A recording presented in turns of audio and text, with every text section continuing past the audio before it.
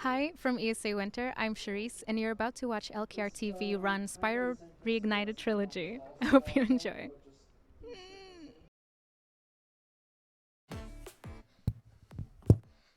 Oh, are we live? So, good morning, everyone. Good morning. I am Elker. I'm gonna be running Spyro, the original but remastered, 130%, and this is Merkas. He's gonna be helping with the commentary. He mostly runs Crash, but he has some experience with Spyro as well. And before we start, we need to clarify who won the 2-bit wars. So we are running the original color and the original soundtrack. That's good. Then I don't have to change anything, because that's what I normally use. So yeah, I guess we'll start with the big red button in front of me. So and as soon as I hit this, we'll be good to go. So 3, 2, 1, go.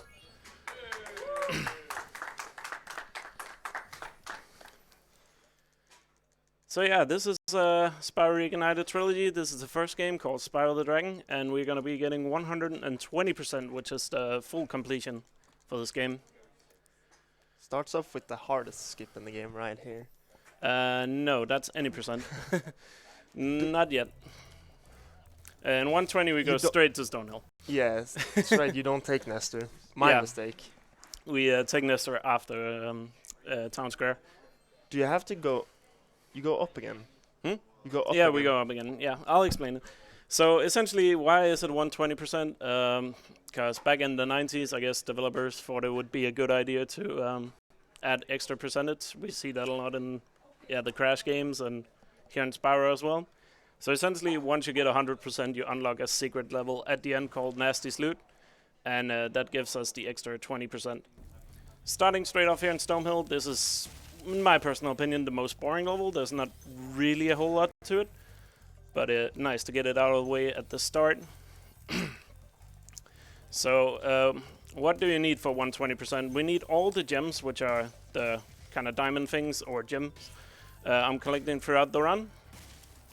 We need 14,000 of them, and we need all the dragons, which we need to free.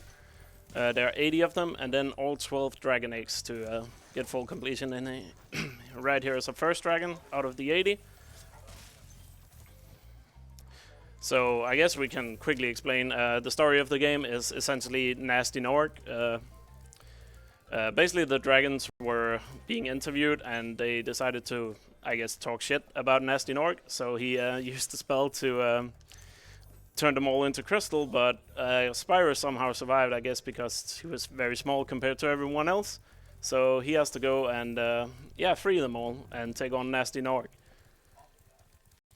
Essentially. So yeah. And of course, this is the remastered game. A lot of the routing for this game has been inspired by the original speedruns, but not really a whole lot here from the first homeworld. The first homeworld, which is Artisans we're in right now, is actually a lot different compared to the, I guess, best route for the original games due to a lot of glitches and out of bounds not being possible. If you've played this game casually, you will normally see that Elk didn't get a animation when he killed the egg thief here, and that's because he was in air while he flamed him, and that skips the animation. So normally when you flame them, there's a small animation of you collecting the egg, but in this game, for whatever reason, that animation or cutscene, whatever you want to call it, just doesn't play if you are mid-air when you kill the thief. So every single thief we're gonna kill in this game, we want to try and be mid-air while we hit the flame on him. And essentially, you're just gonna see me run around from each level, collecting all the gems and dragons in a route. You might see me go past some gems. Oh, that's our first bunk.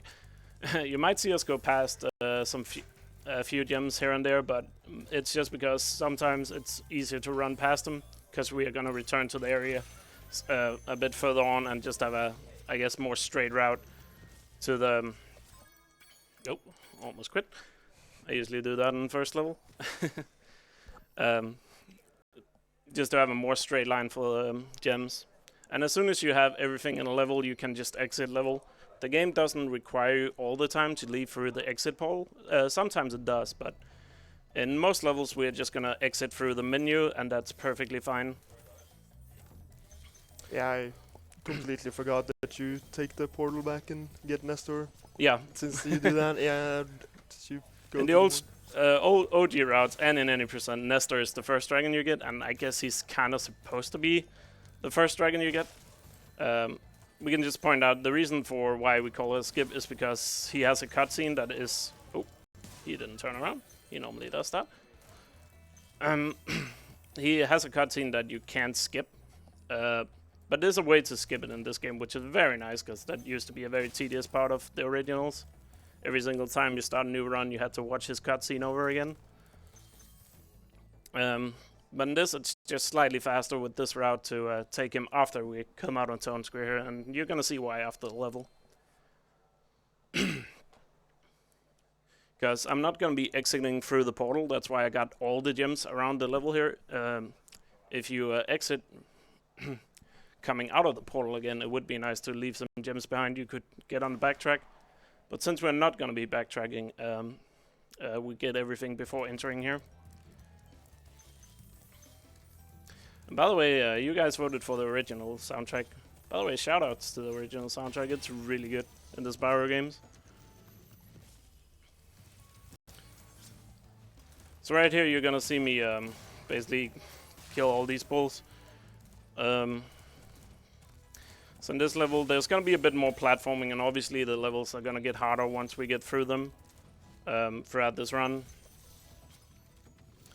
The first level was a little bit of a drag. Stonehill is kind of supposed to be like the first level you visit, and kind of get you used to like killing enemies and stuff. And throughout the game, more and more stuff are being introduced to the game.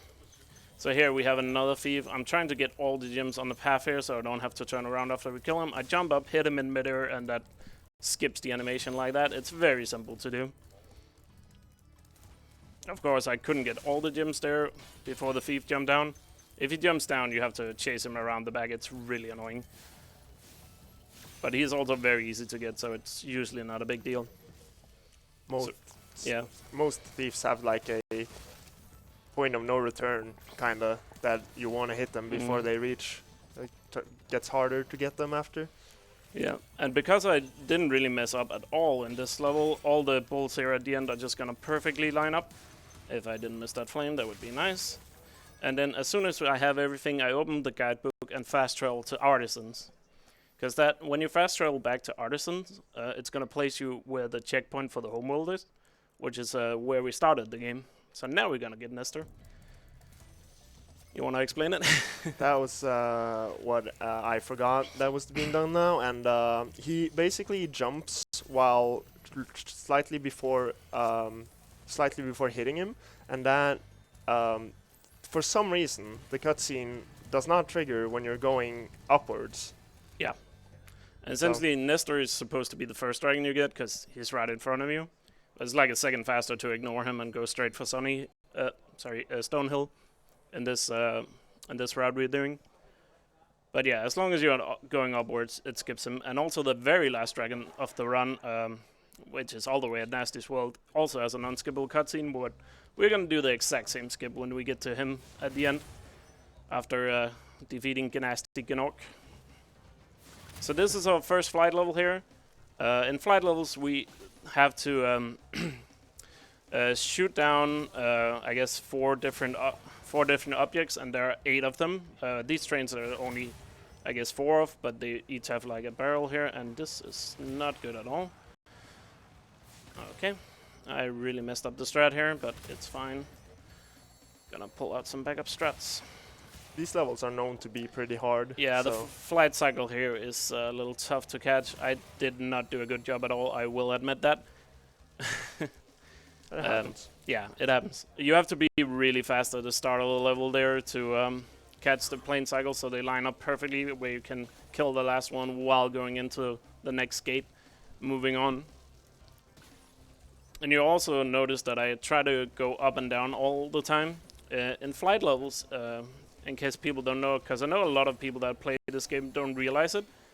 The closer you are to the ground, or in most of these levels, the water, the faster you actually fly in these levels. So you want to be as close to the ground as possible. And then as soon as we hit the last one here, we are golden. And because the reason why we have to do the flight levels is because when you complete all the objectives, you get 300 gems. So that's part of collecting gems. And they're also done, most of the flight levels are also done in 80% because you get like 300 gems for, very short amount of work. Around a minute. Yeah, for each of them. Yeah. Sunny Flight is actually the longest one, the one we just did. And that's obviously the one we don't do in 80%. It also takes a lot of time to get like into Sunny Flight. So if I say something wrong or something that's any percent, that's also my mistake, because I've mostly done any percent in this game. Yeah, you had done like one run of 120, right? Yeah. That was like the race we did like a week after release, I think. Yes. Yeah. I played it a lot though, and I've watched a lot, so. Yeah, I think I've done like 4 runs of any percent. I mostly just know it because I watch other runners. I personally prefer 120% just because I feel like when you play a Spyro game, you kind of have to get everything. That's my opinion. Yeah, I will be doing more 120. I'm just waiting for that load screen update. Oh yeah, that would be very nice. So you might have noticed that the load screens are very long in this game. Well, they are, but I also want to remind people that I have also that guy you can kind of flick there, and you can hit him in the back while you're going past him, even though he like is almost turned around there. Just wanted to point that out. But yeah, like loading screens in this game are very long.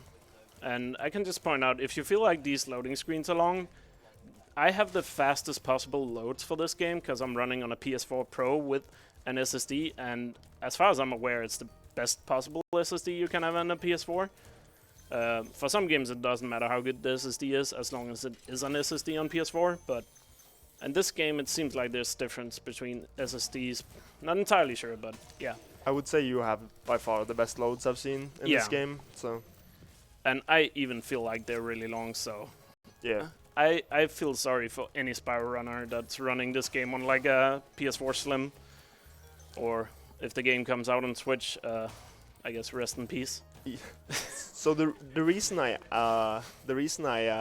said that I'm waiting for a loading screen patch is that because I run Crash, and Crash got a loading screen patch, so the loading screens aren't nearly as long as they used to be. They got cut down from like 10-15 seconds to like 3 seconds. So Yeah. I'm hoping they do that with this game also. That would be very nice. Yeah. I actually used to run Crash free in the remasters, but one of the main reasons why I stopped was because like resetting was so tedious. I think it took like 2.5 minutes to reset a run. It was horrible. Oh, it was frustrating. But they fixed it there, so, and obviously it's Activision, both of them. It's not the same studios as the NST trilogy. This is Toys for Bob and not Vicarious Visions, but I'm assuming since they're both under Activision that they kind of work together in a sense. Yeah, they do. They do. Yeah, talk together. Like that's very common for studios under the same publisher. So exit in Dark Hollow there, you might have noticed that I actually used the end portal there. So this dragon head here leading into Toasty is not going to open unless you have freed the dragon in front of it and exited through a return home portal. So that's one of the few times where you have to exit through a return home portal. And we do the one in Dark Hollow because it's just the most convenient routing-wise.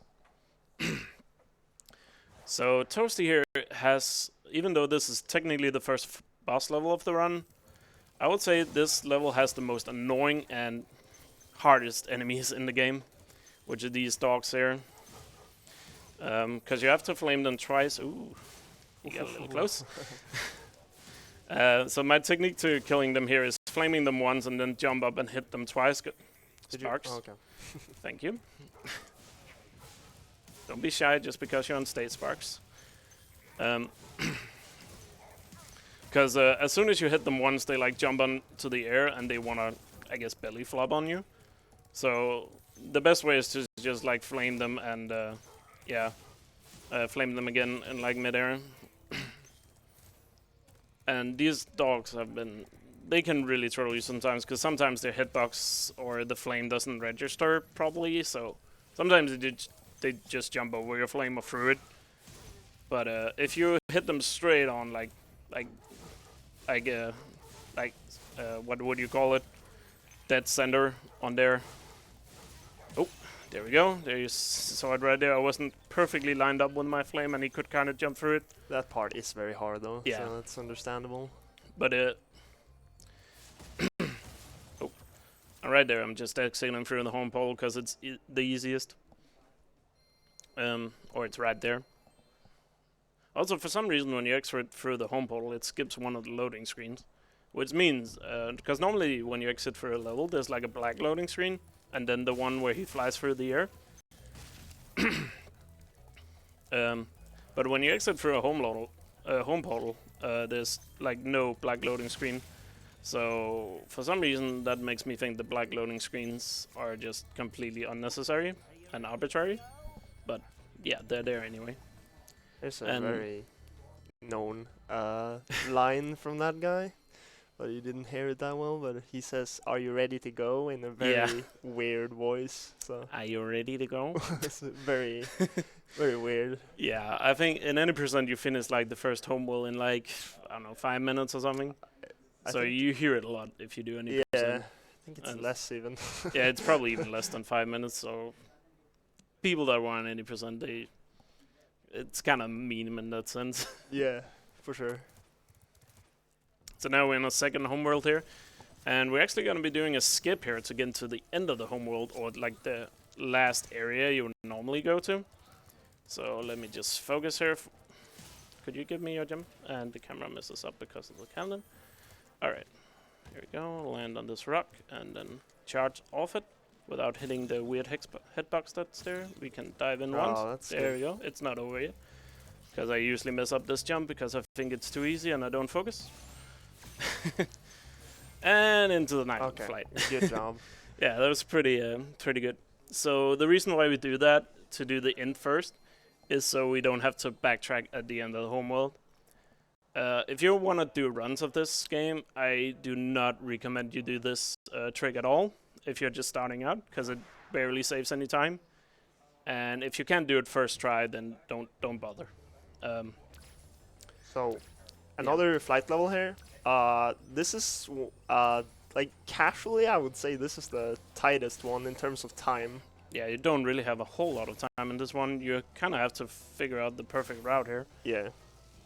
But I think it's very easy once you actually do the route that is shown here. You can see my timer. If I do this well, it shouldn't be going under 10 seconds, so we'll see. These levels I know very well, because these are the exact same as any percent. Exactly. Yeah, this is one of the... I think you do all the flights except Sunny Flight in any percent, if I'm not mistaken. Yes. Yeah, you do, yeah. Yes. You do. Because again, they're so fast and you get like 300 gems in like a minute, and very few other levels can like compete with that. So I guess we can point out, in case you don't know, for 80% you need like 6,000 gems at the end of the 5th homeworld, Dreamweavers. So not only do you have to save dragons, you also have to do a good amount of gem collecting. It's 50 dragons, 6,000 eggs, 6,000 gems. How many eggs? I can't remember. It's 5 eggs. 5 eggs. At the end of Magic Crafter Sham. Yeah. Can never remember those eggs. No, because you just kind of get them. You don't really notice them when you do any percent normally. True. Oh. And now we're here at the end of Peacekeepers again, so we can just clean up the ending here. I actually wanted a rabbit there, but it's fine. Another thief here, we can just turn around, fly for a little bit, get the key, dive in the water, because, I don't know, we wanted to. Taking a bath. Yeah. Purple dragon needs a purple bath. Yep. Dive in the goo. There we go. I don't like neon or green sparks. I guess we can explain sparks. So, if you haven't played this game, sparks is essentially your health bar. And when he's at full health, he is yellow, and then he goes blue, and then green, and then he disappears. And when he is not there, that means you have 1 hit point left, and then you die. And yeah, with like no exception, unless you fall from like a pit or something. Obviously, it's not like a Wrath of Cortex where you can be saved by having a mask or something. Best game, by the way. Yeah, It's amazing. recommend checking out what masks possibilities there are in Wrath of Cortex. It's I wish that was a thing in other Crash games, to be honest. It's very cool skips to do. Yeah. Anyway, going into Dry Canyon here, again, another kind of very simple level, I would say. So I guess we have time for some donations. Cool. We have a donation of $5 from Makibaki. It says, we should all hug more ghosts. So we now have an incentive set up for whether or not ghosts can feel hugs. So you can determine that. But before you do, we do also have the roll in air glitch incentive. We're about $114 away from that. I mean, I'm guessing that's at the end because it's a Spyro 2 thing. Yeah, isn't that's it? after the run. Yeah, so you got nearly 2 hours to get that in. So start getting the donations in now for a very cool glitch at the end. Really recommend checking that out because you will want to see that glitch. Yeah. Trust me. So that's a thing I guess I can say about the Spyro Reignited Trilogy yet. If you want to speedrun a Spyro game, I guess the Reignited Trilogy is kind of perfect. Because I know there's usually 2 types of speedrunners.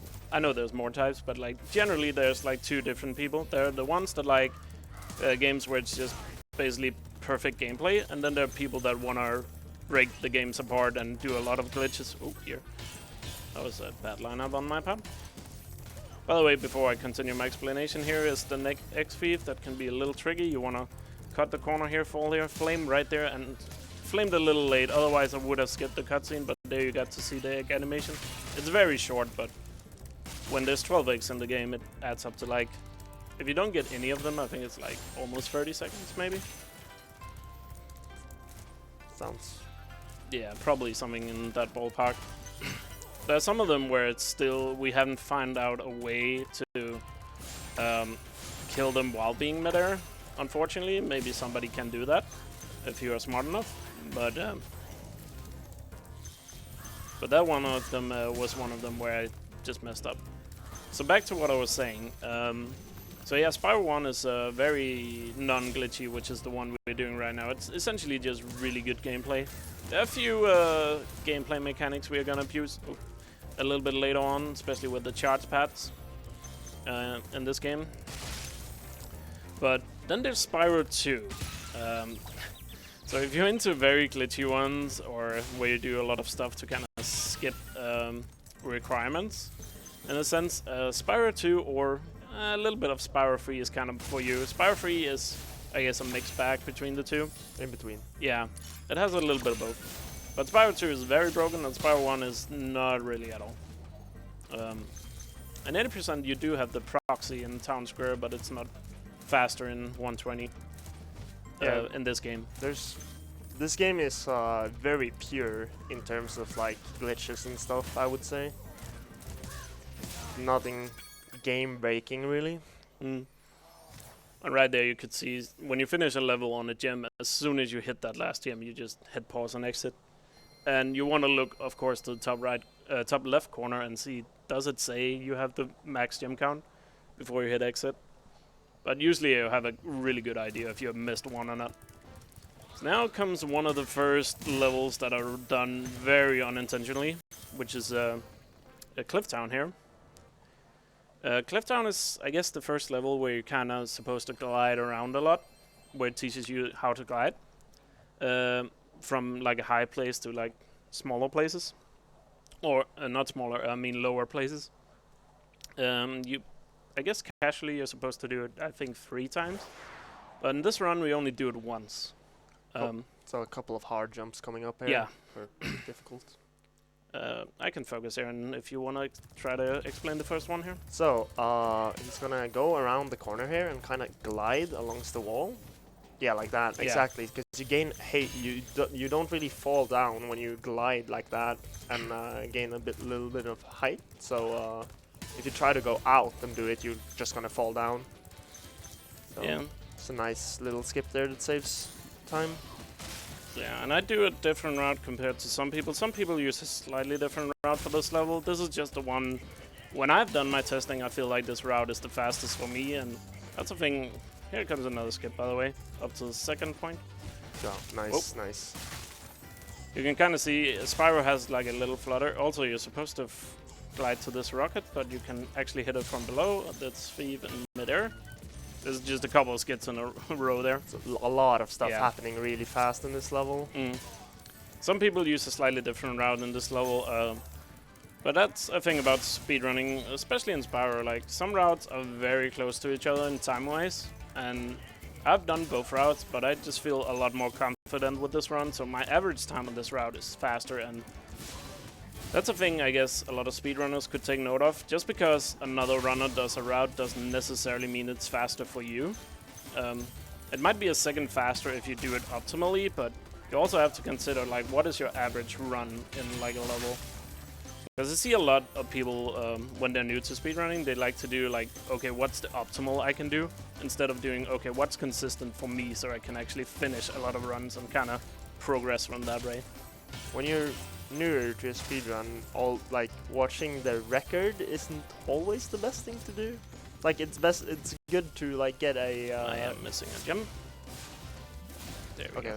Yeah, I knew which one it was. It's good to get a like knowledge of what's possible to do in the run, but I also recommend watching like other runners, like multiple runners, to see differences in the speedrun, so that you know your possibilities and not immediately going for the hardest strats that might be a bit out of your current level. Yeah, exactly, because I would say if you do the hardest strats from the start and you just lose a lot of runs to like things you might not be that good at yet, of course you still need to practice them, but the consistency is like the key. You want to finish a lot of runs when you start instead of just camera. Yeah, there's a motivation element as well, because if you're not finishing runs because you're failing a really, really difficult trick, it just makes it less fun, in my opinion. Yeah, exactly, because if you're just never finishing runs, like, you're gonna burn out so quick. And I can definitely say that when you're not finishing runs, like, speedrunning is just not fun, because you really don't feel like progressing. I play a game that was insanely reset heavy, so I can attest to that. And I also run Horizon Zero Dawn. I think you remember when I went for the sub 2 hour in Horizon Zero Dawn, like those days where like I didn't think I was gonna hit that. So right here is just a cannon we used to break these boxes here. Oh, thank you, cannon. Is that gonna hit? Thank you. Yeah, sometimes the cannon doesn't aim where you want it to aim, like it thinks you want to break the box way in the back instead of the actual one I was trying to aim for. But yeah, you remember like those days where it felt like I wasn't getting past like the first 15 minutes of a run, and sometimes you just need to push through and actually finish a run. Yeah, trust me, it helps so much mentally. It feels horrible, honestly, to just sit at a section like 3 hours and just not get anywhere. Yeah, not feeling any sort of progress is like the worst thing, but I guess that's not only with speedrunning, it's anything, and I guess generally. If you don't feel like you're doing any progress, it's so easy to burn out on something. So right here is our next boss level here, Dr. Shampoo. Oh, I am not hitting everything. So you notice that this is the first time we see, I guess, kamikaze enemies here. You'll notice that I'm actually not killing all of them. Some of them I let run past me. So these guys are trying to, like, I guess, rush you, and if they miss, they're just gonna suicide off the cliff. And when they do that, the gem just homes into you. They didn't used to do that in the original, so in this game I can just run by them and ignore them. Some of them are still charged just because it's faster to charge them because the mamas are not sending them off quick enough. But some of them you can just run by and the gem kind of homes in. And here's Dr. Shemp, or Spyro's version of Pabu Pabu. You can just walk around him and flame his butt. On the first one here, essentially you just have to flame in 3 times, and the ass or ass, depending on which type of English you speak. The Queen's Tongue or whatever the other one is.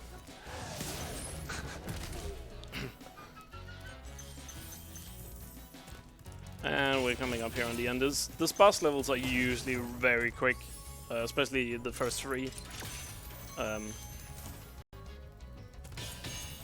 we go. Cutting that corner, sometimes you miss one of the boxes there. But we don't end with the boss level every time. Actually, now that I think about it, I think Peacekeeper is actually the only one where the boss level isn't the last one, as far as I can think of on top of my head. Nasties World, I guess, because of Nasties Loot. Yeah, but yeah. Riding just works out better here, so we actually still have one more level to go here, which is Ice Cavern, which is one of my favorite levels to do the speedrun in, because like this level just feels like it was designed to go fast. Like you just do everything in like straight lines. There's no like hard turns or anything, or there are few, but I don't know. It just feels really natural to me to do this level. I think it's a pretty hard level to do fast, honestly. Yeah, it is. There's a few tough things. Yeah, just feels weird for me, but it's a very good level. I don't mean I'm just bad at it. Could be. It's a good one to grind if you're trying to learn movement tech. This game, I think. Yeah, you need good control of your movement in this level. I say when you run a Spyro game, the better you are at controlling Spyro, the better you're just gonna be. I might make it look easy, but Spyro is not necessarily easy to control. Like, he doesn't turn as sharply as you think. I'm essentially not holding square down the entire time. Like, I let go of square every time because it's faster to take corners and stuff like that. But that's something you just naturally learn by playing a lot, I guess. Not really something you can practice, just being confident with the movement. And right here, I'm definitely not confident, because you want to bonk into that before you fly off, because there's like gems on top of those pills. And normally I hit both of those, but there we go. Go around him, we're gonna ignore him for now, because right now we want to get these and throw ourselves off a cliff. Because this is gonna be the first time we're gonna do a death abuse here. So when you die, you are sent back to the last dragon you rescued. Unless you haven't rescued any, then you're just sent back to the starting point of a level or homeworld. Oh, but in this one it actually works out pretty nice, because now we have the key here, which allows us to get up here and unlock this box, or chest.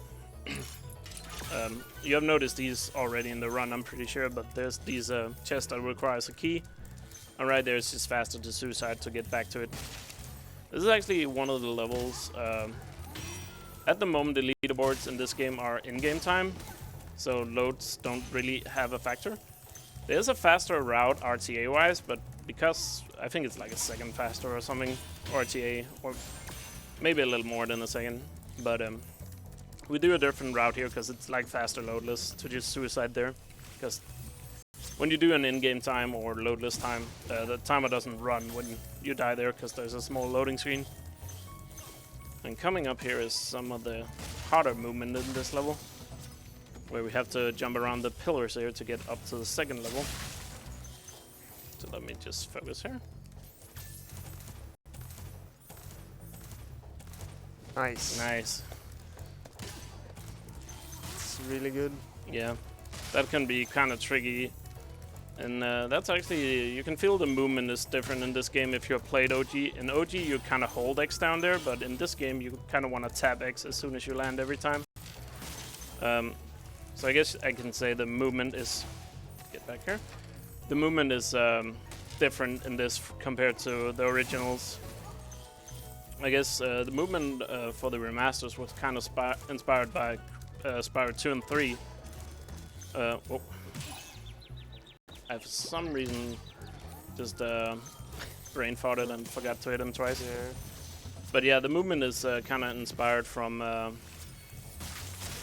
Spyro 2 and 3, which in the originals, Spyro 1 had a lot was a lot different to 2 and 3 in terms of movement.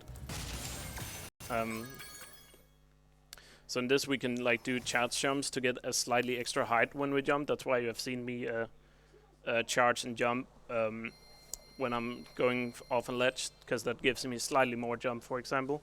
You couldn't do that in the original, because charge jump, I'm not sure how to describe it, but you essentially didn't get the extra height in Spyro Run.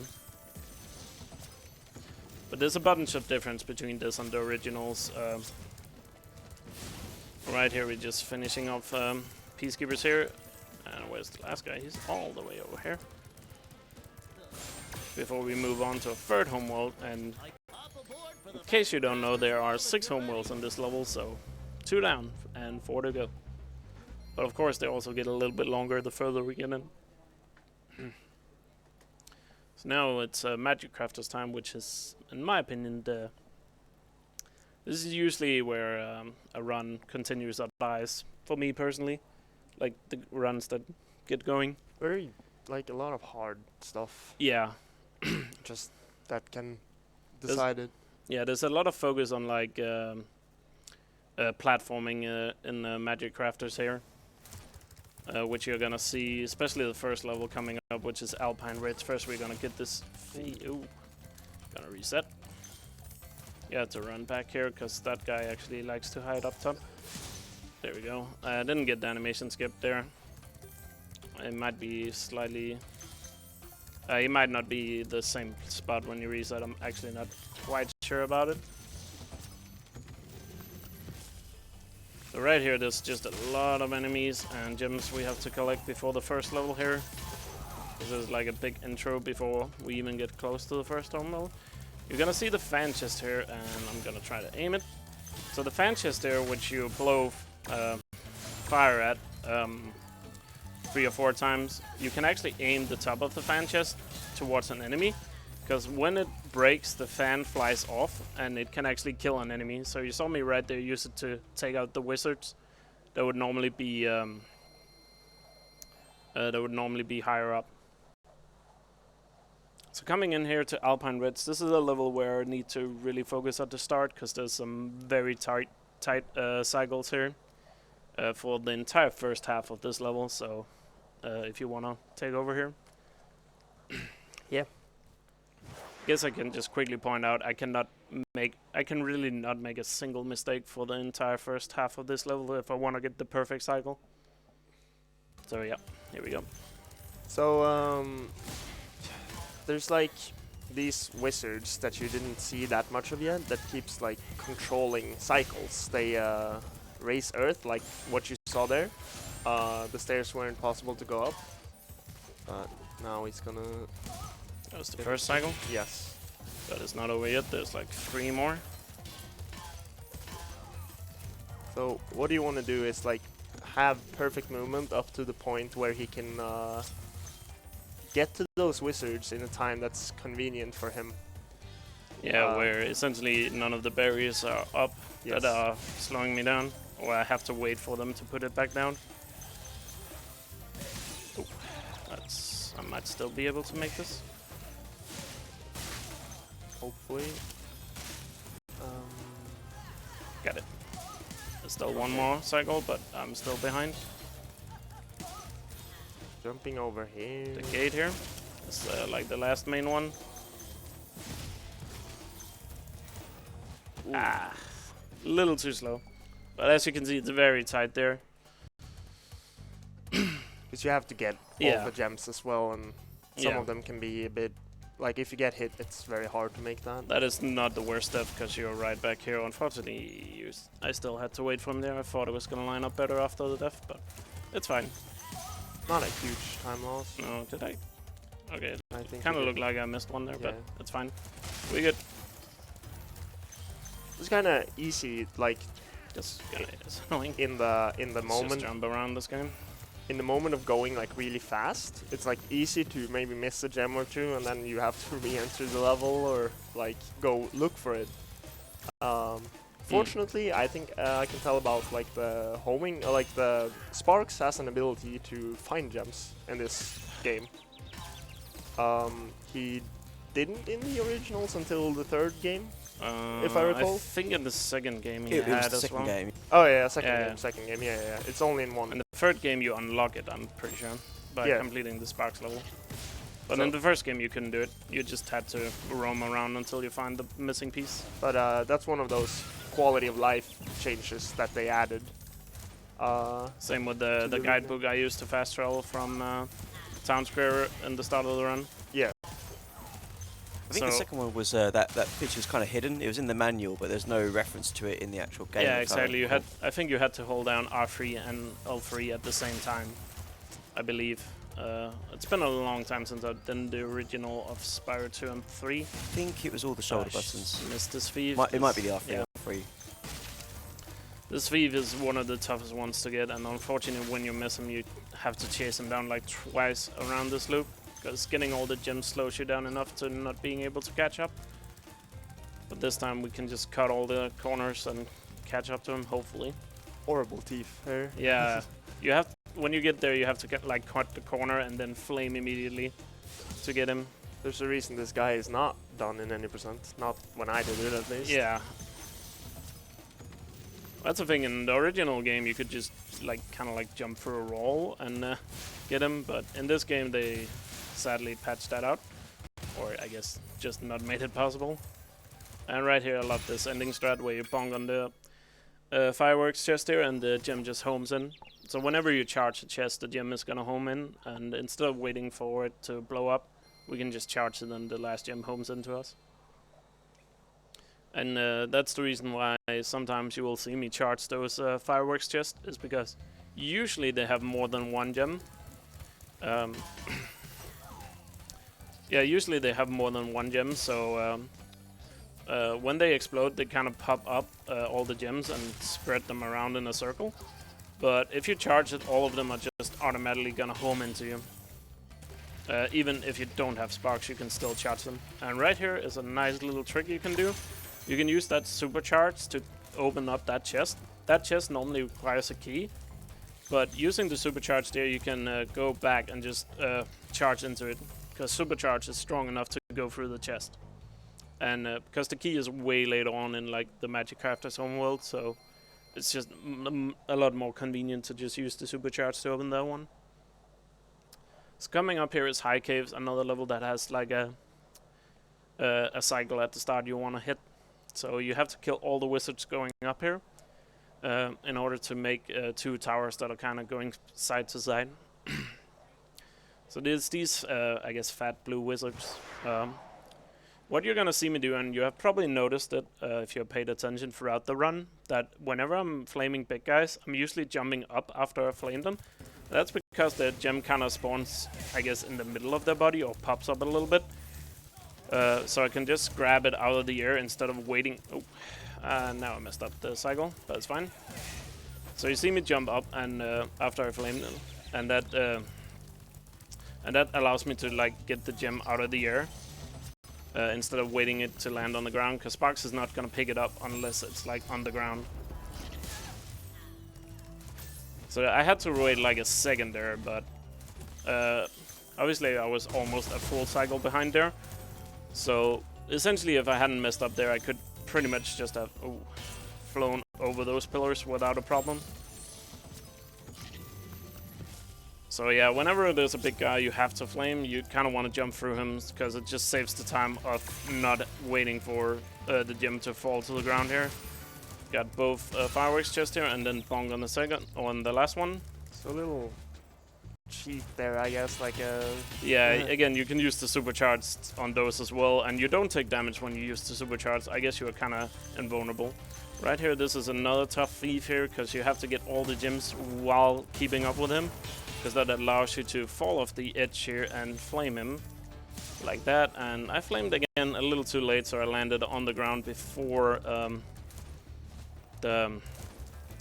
before the flame hit him. Again, you want to be in midair when you hit those guys. And here's another cheat. You can kill these spiders with the supercharge as well. And I'm gonna go down here to avoid a bug that happens in this game. This is another unfortunate, because of bugs in the game, we have to route this level that way. Because there's a spider down there. If you don't go down there and like do that little U-turn I just did, the spider is actually gonna get stuck in the wall, kind of where I was at. But when you do that, he moves around to a different position, so he doesn't get stuck in the wall. And right after these 2 spiders, I'm gonna explain why. And I got kissed by a fairy there, and that gives me a super flame, so I can flame those middle enemies, or the middle spiders. You're not normally allowed to flame, or you can flame them normally, but with the super flame you can. And you can also do these fan chests without having to fly up from, same with that one. Or spring chest, my bad. So here's the spider, not that one, but the second one here would have been all the way in the back and kind of stuck in the wall. And that means you wouldn't have been able to get him with that flame I just had there. He would be right here where I am now. and as you can see, my flame my super flame went out way before that. It's just a bug that if you don't do it, he's for some reason just gets stuck in the wall, and you would have to go back and get another super flame or use the supercharge, and it's just better to just do that little U-turn to make sure he doesn't do that. It's not convenient at all. Now, unfortunately, there are some bugs in this game. There's actually quite a few, especially in the third game. And sometimes it means we have to do like different routing here in order to go around those bugs. Right here, there's actually a thief off to my left here. You saw the egg home in there. I actually used the fan chase to kill the thief there, without you guys even seeing him. You could just flame to the left, and the fan is gonna hit him. So you don't have to chase him down. So that is High Caves done. Kinda wish developers gave a bit more love to the third games in the remakes that they make. It's sad that they're a bit more broken than the previous ones. Yeah. In this case, Spyro 2 is more broken, but 3 has more bugs, if I'm correct. Speedrunning eyes. Yeah. Casual play, you will see a lot of bugs in Yeah. Spyro 3. I remember when I did it casually, there's just a lot. Weird ones that, yeah, it's not polished a lot, which is unfortunate. Hopefully a lot of it's gonna get patched when I'm assuming the patch gonna come out once they release a Switch and PC version. I don't think it's confirmed yet. I have no idea, but pretty sure it isn't. But I'm pretty sure there's gonna be a version of this on Switch and PC someday. Right now it's only PS4 and Xbox. PC is not confirmed, I know that. I don't know about Switch. Yeah, but I'm sure they will. I guess. I don't know, but hopefully. It's a hope, yeah. The more people that can play the game, the better. So now we're in Wizard Peak here. This is actually kind of a secret path you would normally have to look for when you played this game, because you would realize there's no way to kill these guys when you're just walking around, but it's actually right at the beginning of the level. You just turn to the left and there's a secret path. Also, these enemies are very annoying. Yeah. Smack you with the club, and sometimes you can avoid. I had a hard time learning how to avoid Tried them. to jump over there. That was very close. Yeah, and you actually have to do that secret path twice, but we have a way to kind of abuse these supercharges here to get up to the second thief without having to backtrack through the secret path here. So what you're gonna see me do here is use the supercharge and then use the slight elevation in the floor here to get up to him, like that. Good job. Yeah, that can be a lot harder than this. That took a lot of time for me personally to learn how to do. Yeah, that's a hard one to learn, honestly. And again, this is another level where unfortunately there's a bug that dictates our route here. Normally, if there wasn't a bug in this game, we would suicide after getting all the gems up here. I missed a red gem, didn't I? I did. My sixth senses were tickling. Because there's a fee right here. Normally after getting these gems, I would normally suicide.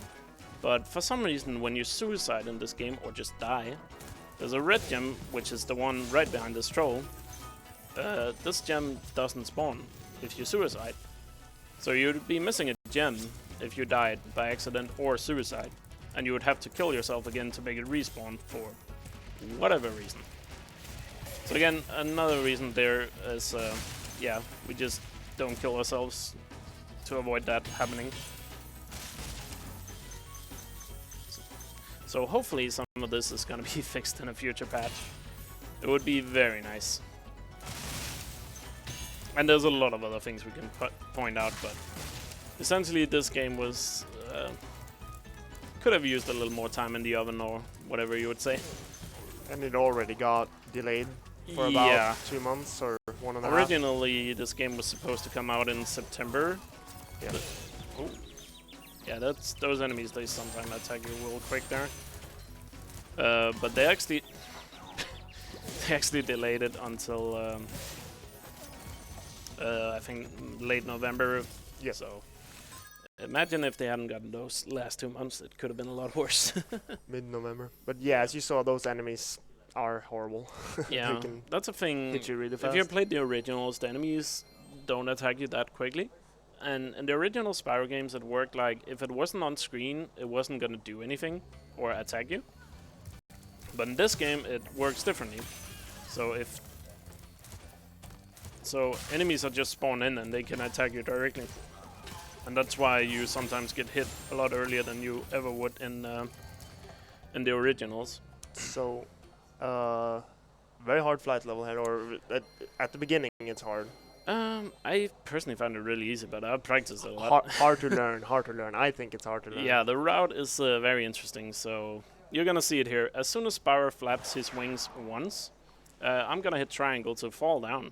Flap once, triangle, turn around, hit the portal, get stuck on all the debris, that happens.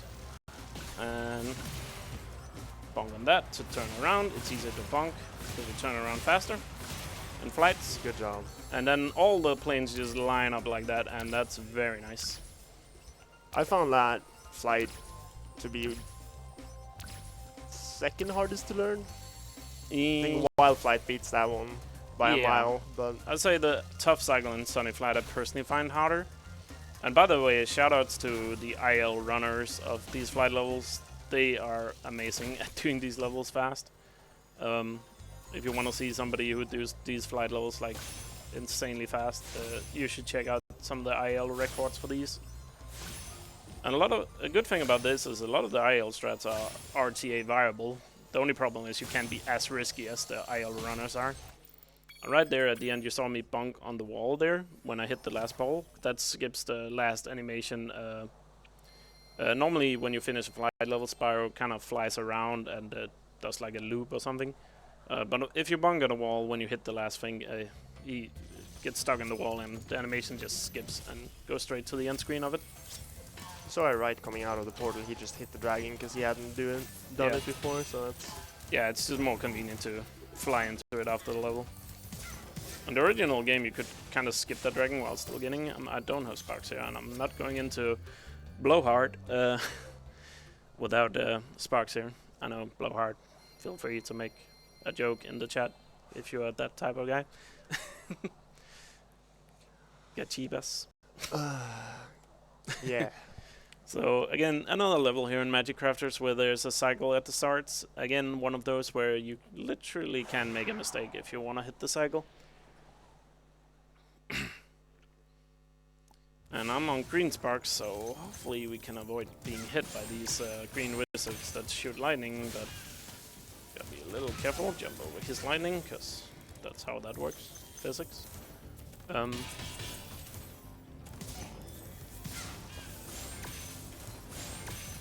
These guys have all got storm clouds above their heads. They must be very sad.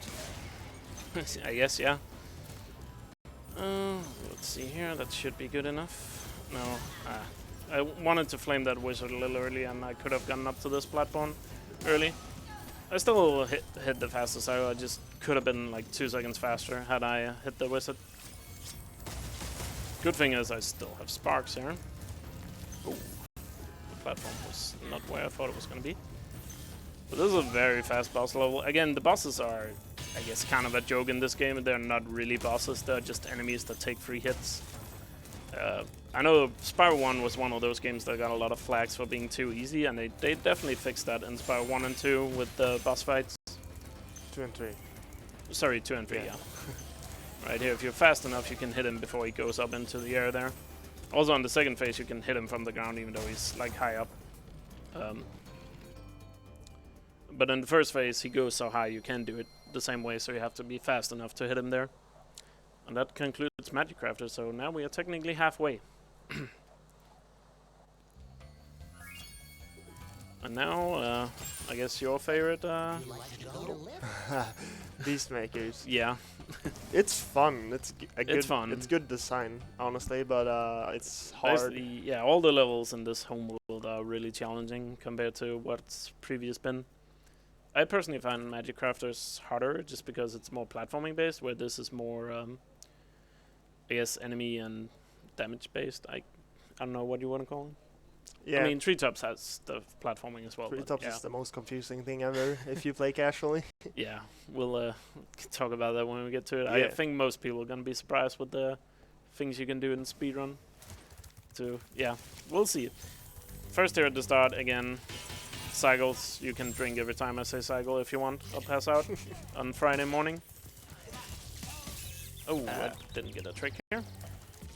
As as you saw Elk missing a few cycles here, it's in a game based on that, like this. It's hard, like when you're used to making a cycle, and then it's completely different when you get there. You have to improvise, because you usually only learn the good one, not the backups. Or the backups come with experience, yes. but there's so many ways you can mess up. So yeah, I guess the more you mess up, the more you learn how to back it up. Backup strats is always important, because you never know what's gonna go wrong when you're speedrunning anything, really. Always have to go optimal, dude. Yeah, always optimal, everything is free. Yeah, best cycle or reset. Yeah. Yeah, simple. Just play perfectly in exactly the same way every single time. Just play perfectly, and nothing will change. Exactly. Everything is consistent as long as you're consistent. Yeah, there's no RNG in this game. There's a little bit. Oh, nice belly. Surprised he didn't hit me. So this is another level that has a lot of cycles with the electrical floors here, but they're at the end of the level here. So right now I'm just trying to get through it, jump over these guys because they shoot electric shocks. So when they're already starting shooting at them, you can jump over the electric shot with a simple charge jump. Oh, nice bonk. Bonk for good luck. So right here, make sure I hit this rocket because I always miss it. Yeah, I do that as well. And here's a jump you can do because I guess a lot of people don't know you can make that jump. You can only do that with a charge jump. I'm actually not sure if it's intended at all, but it kind of seems like it is because of the staircase there. I'm not sure. It's not a very hard jump, but it's still like fairly challenging, I would say. Like you would need to extend the jump a bit more, like wait a bit. Hover there until the electricity was gone before charging. That's a way you can judge if you're a little late or something. You can just hover a little bit more there. That guy wasn't gonna hit, so yeah, I just went for it there. I think it would be faster to take the hit anyway, because now I can just hit that guy before he does that. Hits the floor there. Sometimes it is actually just faster to get hit. You kind of have to judge that. Wow, that was a trade and a half. Another hit here. Now I don't have sparks. That sucks. For the end of the level here. Any backup? No. There's no backup here, but trust me, I've messed this up so many times. I'm used to not having sparks here. It's just annoying with all these gems that are. Oh. So when you don't have sparks, what happens is that he doesn't collect the gems, so Spyro has to manually collect the gems, which can be a bit tricky when you're used to them like kinda homing in on you. Yeah, and doing like very tiny precise movement with Spyro is not exactly easy. But again, if I charge chest, you can see they still home in. So right there I get sparks back. And then hopefully I can do this turn without getting hit. Very nice. And we're out of here. So now, coming up now, first we have to get a lot of gems here, but coming up is the hardest flight level in the run. If I don't know if it is casually, but in speedrunning it definitely is, because of the strat we do here. There is a strat that is a lot easier, but unfortunately it's also a lot... Okay. Oof. Back up. Thank you. So killing those like enemies like chickens, sheep, those that doesn't damage you normally. Yeah, I think the game calls them fudders. Yeah. Yeah. That sparks, they turn into butterflies, sparks eat them, and that's how he... Yeah, and if you don't have sparks, one of them will spawn sparks. So that's how you replenish your life, basically. Also a feature they added to the first game is when Sparks eats, I believe, 10 butterflies, you get an extra life and full health, which was a feature of Spyro 2 and 3, but they added it to Spyro 1 in the remaster, so sometimes you get full health, and it's kind of nice. Usually it lines up when you enter Beastmakers and hit a fodder. So, but lives should not be an issue unless something goes wrong. try to copy what Elk is doing here, you will find it very difficult unless you're a speedrunner of this game, because this is very tight. Ooh, got it. Good. Yeah. So I did a very precise movement there to kind of make all these boats line up with these gates. Because if you're just a little bit off, the boats will not line up with the gates and they can be underneath the gates, and that just makes a mess. For new runners, there's a lot easier route, but I believe it's like 15 seconds slower, so take that what you will. So I definitely recommend learning this. Also, the flight, the planes here can be done a lot differently, but this is what I personally find the most consistent. To do it like this. And at the end here, we end up in the tunnel again, and that means we're gonna bang on the roof, or bunk, and and that skips the animation. So you always want to try to bong on something. That's a good level. Yeah. The only two levels where you don't bong on something at the end is Sunny Flight and Icy Flight, but I don't have a route at the moment that's capable of bonging at the end. So maybe we'll find something faster, who knows. There's always a chance new strats come up, especially this game is not that old, and obviously a lot of the stuff comes from the originals, but there's also been a lot of strats developed for these games specifically. So coming up is Misty Bog, which is, I think a lot of people will say this level has the hardest enemies to deal with. Especially just because of the amount of enemies that are in this level is a bit high compared to other levels with the frogs and trees. Especially the last room we are gonna do here in the run, or in this route. Known for in the originals, it was insanely hard. Yeah. It's hard here too. Yeah, you just have to, especially because this is actually a part of the RNG. I wouldn't. It's such a small RNG thing, but it is RNG. Like the enemies are not always in the same spot, especially these blue frogs in this area. They lined up nicely there. But they're not always in the same spot, so that's like a very small amount of RNG there's here, so it just requires you... Oh, he was actually close enough to hit me. To be on your toes and just look out, okay, what's the best path to charge through them. And in the last room, if there's so many enemies that you kind of have to look through it, because they're not always in the same spot. There kind of is, but... like there's very small variants, just enough so you can't get like a straight charge through them all the time.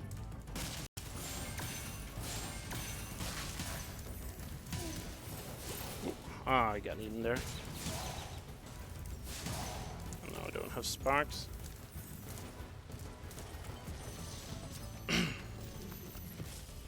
So the blue frogs basically jump around, counter RNG.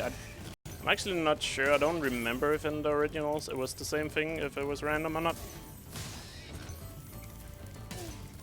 So yeah, collecting all these gems without spark, you gotta be a little careful you don't miss one.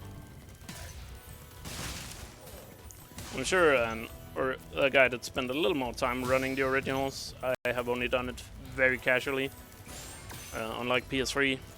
Oh. Yeah. That happens. Yeah, that happens. It's part of the run. You die sometimes. Especially in this level, because you take so many hits and there's not really any... Okay, I thought I could charge that. Oh man. Spontaneous death warp. Yeah. Death warp, but... Wait, I didn't kill these guys, didn't I? No. Those two you didn't. Gotta kill this guy, otherwise he's gonna hit me in the back. I could just tell he was going to. They're very nice names on these dragons here. Yeah. That guy is like Baba, I think. Yeah. I don't remember all the dragon names, but I remember most of them. You skip most of them, so it's not... I mean, you see the name, but... Yeah. So every dragon has like a personality and got like revamped in this, while in the originals they only had like different color, or some of them look slightly different and had a beard or not, or something like that. Yeah. But the models were mostly the same. It was like 4 or 5, maybe 3 models. In this game they gave them like all like unique designs, so that's kind of cool. I guess that was kind of fitting for a remaster. I'm assuming back in the originals like 20 years ago it was a little harder to give every single one a unique look. And I might be wrong, but I think some of them are based on like famous persons. I might be wrong I have there. no idea on that. Think I'm right here, but chat can correct me if I'm wrong also. Yeah, always correct Marcus when he's wrong. Or just correct me in general. Yeah. Yeah, Here's yeah, the yeah. last room, by the way. Really? I was close enough for that. Oh dear. Alright, let's see if we can clutch this up. Never mind. Like, I was So charging straight on him and he still just licked me, or what do you call it, a lick, I guess. hardest room Yeah. for sure. This is what happens when you play early in the morning. The reflex is not top notch yet. Kinda have to get going. But Elk, you have played for an hour. How Huh? are you not going? Yeah. I'm trying to make excuses, okay? Making up excuses is like my It's, it's every speedrunner specialty, right? Yeah. Why blame yourself when you can blame the game, right? Exactly. Or the hour of day or whatever. You want to take on? That would be worse. Trust me, that would not go any better. Oh boy. So yeah. So let's continue the let's play here. Oh, that was everything. Didn't see it pop up. Well, yeah. Let's ignore that Misty Bog just happened and move on, because everybody's favorite level is coming up, Treetops. Think I'm gonna go hide. Hey, the good thing is we have yellow sparks going into Treetops, even though it usually doesn't matter. But hey, let's look on the bright side, guys. Always look on the bright side sometimes. I don't know. This level gave me and friends I know that played it for the first time a very hard time. It's not. I don't think it's intuitive at all. It's not obvious what you're supposed to Yeah. do. I mean, the game actually tells you, because you're supposed to follow the thieves and see their paths. But if you're kind of like whimsical, you don't follow that. Yeah, and most people want to get everything, like they want to get all the gems, so they kind of forget that there is a thief at the start they're supposed to follow. Exactly. And like this guy here, there's a reason why there's a cutscene. I'm pretty sure that was intended to make people say, okay, follow the thief, please, without like spelling it out for you. They should have spelled it out. Probably. But yeah. Obviously we're gonna get all the gems, so we're not gonna be able to follow him here. But we are not even gonna do his actual path, because we have we can abuse the supercharges to do it, I guess, differently and faster, of course. So right here we're just gonna. Okay, that did home in. That was a little late. That's one thing I can say. Sparks has definitely gotten a lot more lazy in the past 20 years. Over time. Well, after eating all those fodders, he has to be Yeah, a bit slower. I guess. Maybe he still has PTSD from Enter the Dragonfly. Shoutouts to the best Spyro game. Yeah. For those of you who don't know, Enter the Dragonfly 90% consists of slamming into the ground and entering the last boss within 20 seconds of Yeah, the if run. you headbutt or flame anything in the game lags so much that it just clips you for walls. I recommend writing the run. It takes only a minute. Like, you can do it like while taking a dump. So right here, I just did a charge jump off that super ram, and that allows me to turn around while having a supercharge, and just basically completely ignore the intended way and just go straight down to the ending boost here, and jump to this island where Jet is located, which is everybody's most hated dragon, because he's so hard to figure out how to get to. And give me that gem, sir. So what Elk did there kind of makes casuals go, wait, you can do that? Yeah, so if you jump and then charge immediately off those supercharge ramp, you kind of slow down the supercharge enough so you can like do a 360, and that allows you to just go around like that. I think they do that in Spyro 2 and 3 as well. I'm pretty sure for some of the things there, but in Spyro 1 it's mainly done here in Yeah, treetops. There's some backup strats where you do it as well. You're gonna see later on as well. There's one more time we're gonna do it. There's one more island where you also have to like follow a certain path, but this time we're gonna abuse the supercharge differently, if I get it right. Oh, I really don't like spring chests. Sometimes they don't cooperate with the hitboxes. So right here, now we're gonna do a 360. I messed it up. We are gonna... I did not get enough turn rate. You're supposed to jump off like a 90-degree angle here. Another hard jump to learn. Took me quite a while. There we go. That should good. be it. Yes. There Nice, we go. nice. And that 360 gives us just enough speed to make the jump all the way to the final island. Instead of having, you know, to go around. Again, not easy to do Yeah, that trick. so... I might be wrong when I say this, but I'm pretty sure the supercharger ram's speed is, or how much boost you get from them, is determined on how long you have had the supercharge. So doing the 360 there just gives you enough time to, yeah. Get the second one? Yeah, get the second one. You get the second boost. Yeah, Yeah. you get enough speed to make the jump. It's all about momentum. I'm sure if you study rocket science, they teach you about the 360 maneuver.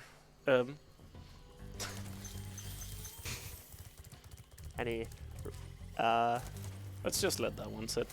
Here comes Metalhead, the boss of Beastmakers, or I guess the only real boss of this game. Would you say? The longest one. Yeah, for sure. The first one that really kind of feels like a boss fight. Yeah. Yeah. You kind of follow him Mm. through the level, or Yeah, halfway when through you the get to level. him, of course there's a bunch of gems, because all the boss levels are essentially just levels with a big enemy at the end. So first we are just gonna get through all these guys and watch out for the bananas. I get hit by those so much. Like every single good run I do, I get hit by those bananas, I swear. And get knocked down the staircase again. It's just like, don't you remember? Because you forget it every time. Because they fly in from the side. Again, in the originals, enemies wouldn't attack unless they were on the screen. In this game, they just attack if they have a shot, I guess.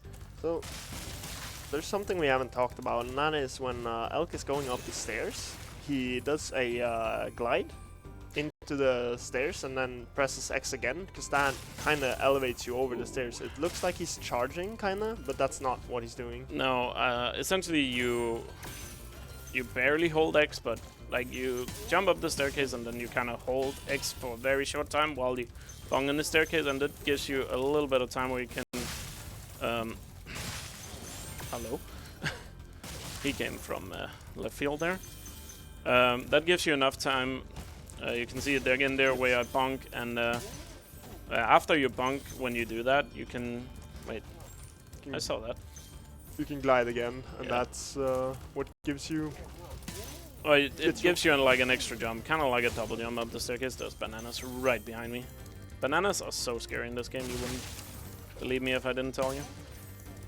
Like the projectiles of those bananas are such a big hitbox. And they come out of nowhere when you least expect it.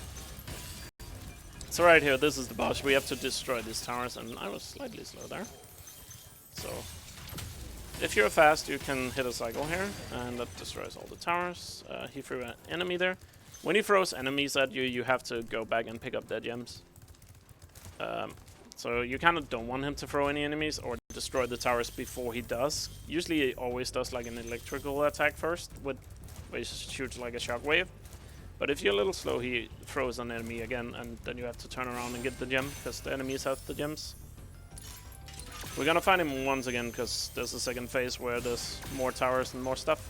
He's gonna shoot a laser, destroy his own tower. Fun fact, it's possible to beat this game chargeless, like without charging at all. I believe it's a category in the original, it's like a big meme. But it is possible, because as you saw there, he shoots the electrical shocks, and he can destroy his own towers, which makes this game possible to be chargeless. So if you're ever really bored and want to do a meme category of a speedrun, Spyro 1 chargeless, I recommend it. Nice. Just want to give a quick shout out to one of our partners, ViewSonic Elite. They're the exclusive monitor partner for the events, and they've got the monitors used for the stream. So you've got the 24 inches for the PC games, 27 inches for the streaming pods, the back, and 32 inches for the modern retro consoles. They're also doing a pretty awesome giveaway of winning where you can win a free XG240R.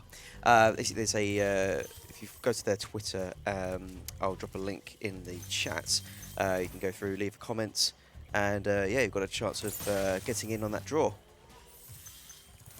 Yeah, so right here we're actually doing this backwards. I forgot to point it out after we released Treetops, but we kind of used the handlebar to get into Middlehead. To get to the back of the level. Normally you're supposed to go the back way around, but we do it backwards so we can get the key early for the chest. And we can jump up again here because you just can, because it's high enough to do a charge jump up.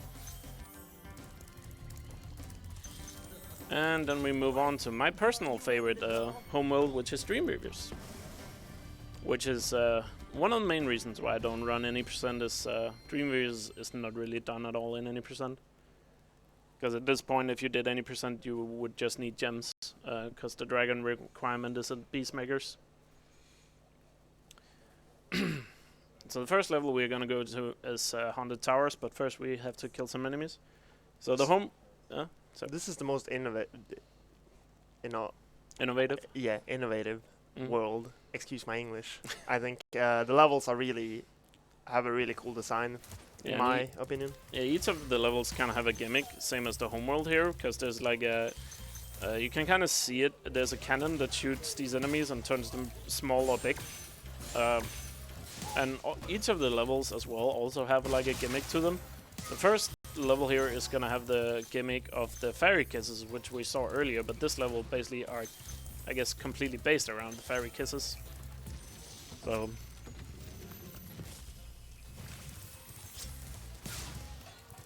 because there are these ghost,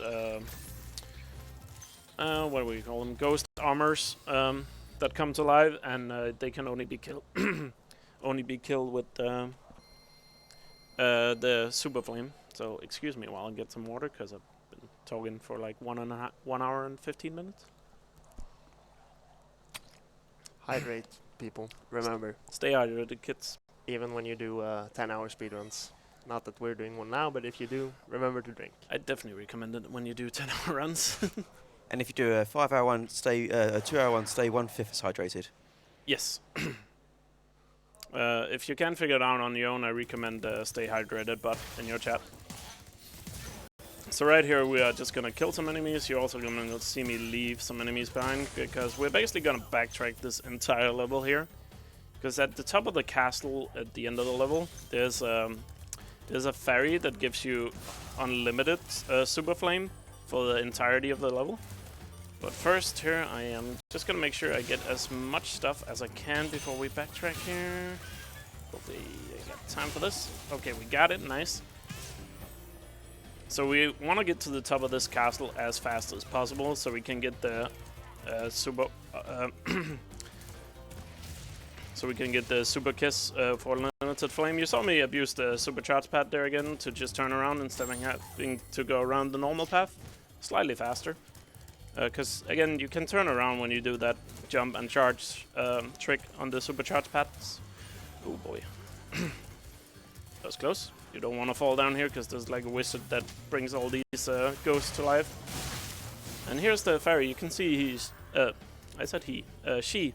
Is wearing a different dress, and that means she has I guess, a bigger power-up. So now I have a super flame for the rest of the level, which means I can just go through all these armors throughout the rest of the thing here. So now we're basically just backtracking through the entire thing. And I guess if we have any donations, we can do it right now. So, just wanted to quickly once again plug the rolling air glitch. We're still $114 away from meeting that. You've got, I don't know, about 40 minutes or so, give or take, until the end of the run. So still very, very possible to make that. And a reminder, all your donations that you send us go direct to Save the Children, an absolutely fantastic organisation. Even as little as $5 will help 20 children with treatment against pneumonia, life-threatening illness. So if you are enjoying the event, if you're enjoying the excellent run and excellent commentary, then please consider donating. Every little helps. Thank you. But again, I'm just going through all these. Again, I just gonna point it out again. When you see me leave gems behind, it's usually because I'm gonna go back through it. Nice form. Or backhand, I guess. I'm not into baseball. I'm not sure what the term is. But yeah, I'm leaving gems behind because that usually means I'm gonna backtrack through the level again to get a more straight line through something. So if you ever see me leave something, it's most likely that. If it's not, then I have a problem, but hopefully it's not that. Again, we can bong on these to get the gems because we really don't want to raid for these fireworks chests. They take a long time to blow up. Now you can see we're back at the start of the level where we just went through. And at the start of the level you might have noticed that I kind of flamed certain armors and even this chest here. Just so we don't have to do it now and we can just go straight for the gems when we are back here. Wow. These enemies have not been kind to me today.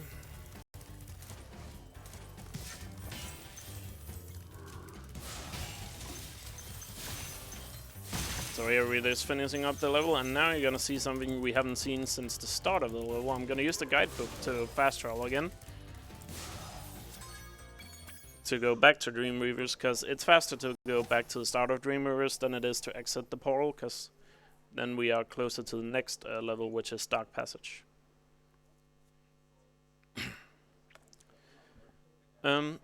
And again, another level that kind of has a gimmick to it, where enemies kind of change depending on the light from the, what do you call them, gnomes or something? I don't know. I'm not sure what they're called. Yeah. Gnomes, I guess. Yeah. Essentially, they kind of have like a lantern, and when it's on, the enemies are small and cute. Or they used to be in the originals. In this, they're just small.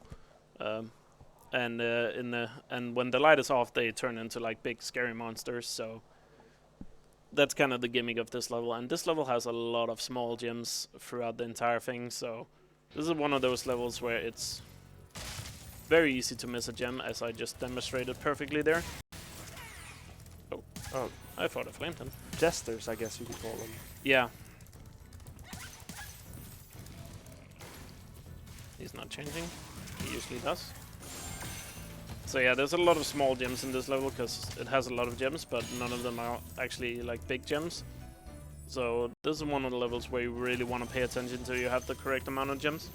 And if you're ever wondering like how am I keeping track of if I have everything, you see the gem counter on the top. I look at that pretty much all the time because I know how many gems I'm supposed to have throughout the levels at certain sections. So I usually know if I'm missing one. If I missed one, it's usually because I'm not paying attention to it, or I'm too confident to not look at it. But that's usually how I keep track of it, because I know when I hit this dragon I'm supposed to have a certain amount, and that's how I've done it throughout the entire run. It's a good way to keep track. You can also, you can also just listen if you're picking up the gems, because there's the sound cue for Sparks picking them up. So if you're ever wondering if you are hitting everything, just listen for it. That's also a good way to go about it. Unfortunately, sometimes it's not clear if you're getting it or not. Especially when you're doing it on big enemies where you have to... oh, that was not... on the big enemies where you have to jump through them to pick up the gem in midair. You can usually see if you're picking it up, so that's a good point to kind of listen if you got it or not.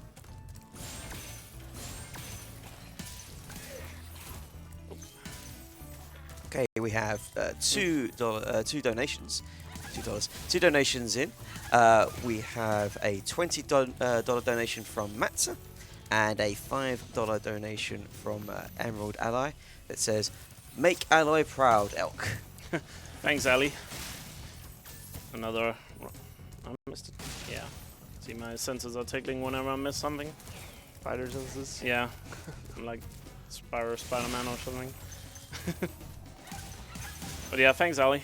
Glad you're watching the run, friend of mine. So coming up here, there's another room again where there's a lot of enemies, and another one of at least all of these enemies are stationary, but movement through this room can be kind of tough because you don't want to be late on these devils, because otherwise you're gonna wait and jump at them like that. I had to wait, otherwise I was gonna jump straight into his arrow there. Again, when there's those rooms with a lot of enemies, like the movement you have to do is very hard to like do, because it's you have to do those small precise turns. And doing very small and precise turning with Spyro is not the easiest thing. Also, a thing I think it's unique to Spyro is that the movement of Spyro when you move him is not based on the camera where the camera is pointed. It's based on the way Spyro is facing. Because I know in a lot of other games the way the camera is pointed is where you're gonna go when you use your analog. On Spyro, it's the way Spyro is facing. He's gonna move towards, so managing the camera is like a big deal. You might have noticed that sometimes when I turn around, the camera just flips. And that's because in this game they actually also remastered the controls of this game. And I'm using the remastered control settings. You can use the original if you want. For speedrunning, it doesn't really matter, it's just what you're comfortable with. I prefer the remastered ones because it has the function of the L2 button. Allows me to center the camera on Spyro's way he's facing. So when I turn around, I just hit L2 and it flips the camera immediately to align with center, and that allows me to do some precise movement. I know a lot of people still prefer the old controls because they can easily do without, but I find it a very nice feature. I'm one of them that still uses the old ones. Yeah. If you have played a lot of the old ones, I guess you're just a lot of used to it. I know a lot of people that speedrun the old games like it, because when you've just gotten used to it over a lot of years, I guess it's hard to change. There's also the R2 button, which you can use to flame, and that's very nice for like flight levels, because then you can have both your thumbs on the analog stick and still flame stuff. Oh, I wanted that. Thank you. Heading into Icy Flight, or last flight level here, which is also one of the longer runs. It might be the last one, but I find it slightly easier. It's very cycle based, like most of the flight levels are, because of there's trains moving around in this one. So if you mess stuff up, the trains are not gonna align the way you want them to. If you don't like flight levels, just wait a minute, then we will be done with them. Yeah, exactly. So right here, I'm just trying to hit everything, and the light towers here are really annoying because sometimes even when you hit them, they don't register. Or like the hitboxes can be quite annoying. So you might see me almost fly into them to make sure I actually hit them. Again, if you see an IL run, they will just try to kind of barely hit them when they go by, but obviously when you're doing ILs of a game, you can be a lot more risky. But I think most of my flight levels are very close to the IL records. Of course, when we're speaking ILs, I'm far from them, but second-wise, I'm only like a few seconds off the records. But again, some of the ILs for these flight levels are really optimized at this point for people that are grinding them. Ministry for all the Spyro games, just some of the ILs for the racing levels are just insane. Yeah. Definitely. I have a lot of respect for people that do IL runs, because I am not that much of a perfectionist to be like frame perfect or pixel perfect when it comes to stuff like that, or doing like short runs. I usually have a saying that if a run is below an hour, I usually say it's too short. But that's my personal opinion. I like when there's enough time for me to mess up, because then I have time to improve it in the next run. I'm the opposite. Most people prefer the shorter runs. Yeah. Once it's over an hour, I have trouble doing it. Yeah. I mean, sometimes it's fun to just sit down and do a 11-hour run. Won't you agree? No I comments. No comment. Okay. I've done it twice. Can recommend. If you have a game that allows a 11-hour run. I've done 8 hours. Technically, all games can be run for 11 hours. Oh yeah, that's true. But at some point, I guess you're just artificially making it longer. Anyway, now we're in Lofty Castle, which is, in my personal opinion, my favorite soundtrack in Spyro 1, so there's definitely some Pepe Jam music here. I just really like this music. It's really fits the level well and so relaxing. But again, all of the soundtracks. Obviously, we are doing the originals right now, which I think is the best ones. But I would say the Reignited is not too bad. The chat obviously agrees with you, so Yeah. I mean, some people prefer others. This is my favorite in Spyro 1. It's not my favorite Spyro soundtrack. I would say that's Fireworks Factory in Spyro 3, but I'm sure chat can let me know what their favorite soundtrack is in Spyro.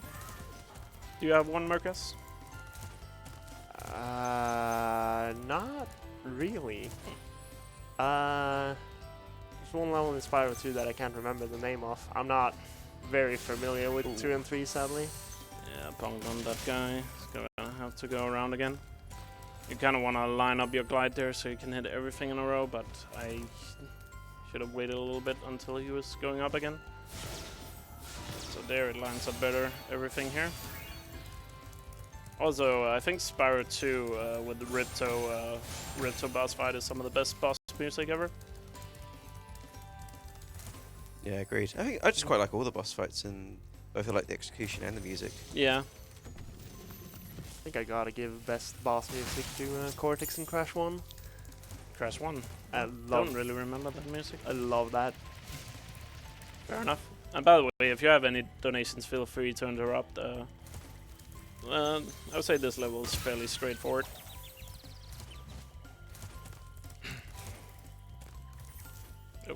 Oh, Hey. I don't have sparks. Question you might be able to answer. Someone in chat's asked, what is Spyro doing with all the gems? What's the lore? I mean, I'm pretty sure it's like the dragon's treasure, so he's just getting it back. I'm not sure what they're using it for, but I know in Lord of the Rings, dragons just like to have a lot of treasure and just sit on it for whatever reason and not really use it for anything. Yeah, because Spyro just keeps it at the end. He doesn't give it back to the other dragons. Yeah, I guess it's like a dragon thing. I don't know. Maybe some sort of fetish. I have no idea. It was stolen from him, so he gets them back. Yeah. Doesn't matter what it is. If you have a newspaper and a guy steals it, you want it back regardless of how important it is, right? Yeah. I don't know what it Yeah, is true. with dragons and keeping treasure. So I guess it's just something they do. Maybe somebody has an explanation. Just those greedy mythical creatures, dude. It's Yeah. Nothing beyond that. Don't get greedy. Maybe you're saving up for a brand new ViewSonic Elite monitor. Probably. Nice plug. Good one there. You can we get a clap for that plug? That was actually well executed.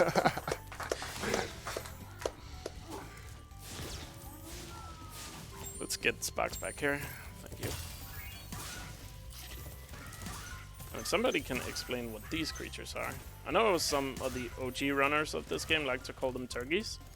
I don't know why, but Turkeys. yeah, I don't think they look like turkeys, but I know the OG runners call them that. So, it's like the gems. You can see a lot of gems coming out of the monsters. Like Nasty Nork turns the gems into monsters. That's like the lore behind it. I can't remember if you told that earlier. You might have. I don't think I mentioned the gems, but yeah, basically Nasty Nork steals the gems and then uses them to create minions for himself. Exactly. And that's why when we kill enemies, they drop gems. I'm assuming the sorceress... hello? Okay, shoot me. There we go. The sorcerer did the same in Spyro 3. And I know Ripto didn't do it. He just had a lot of minions, I guess. Because, in case you don't know, in Spyro 2, they don't drop gems. Or maybe he had a different spell. I really need to look into the extended universe lore of Spyro. I regret doing it for Crash, so don't do that. Yeah, don't do that. That's a bad idea.